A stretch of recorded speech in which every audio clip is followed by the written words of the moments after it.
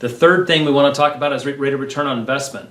So as consumers, we have all sorts of things that we can put our money into: cash value life insurance, real estate, stock market, obviously, bonds. There's so many things out there in today's society where we can put our money.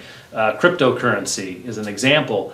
When we look at all these things as a raw investment, the average rate of return in the stock market, if you're getting 8% in a stock or a cash value life insurance year over year, that's a great return. And people would kill for that if it was consistent and there was no risk tied to it, where the next year they might lose that plus a whole bunch more.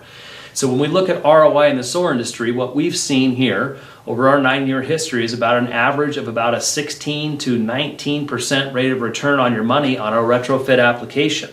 That's only going out to the 25-year warranty period, where the system's going to go way beyond that.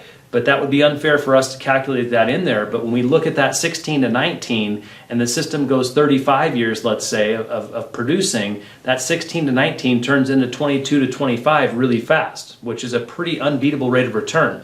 When we look at the new build sector, because some of the cost of the sunk cost to build that new home would be considered part of that project, we recoup much faster on a new build at rates of return anywhere from 27 to 40% rate of return, depending on the budgets that are going into that new home. So from an ROI standpoint, that's the major reason that I feel like solar's booming here in Idaho.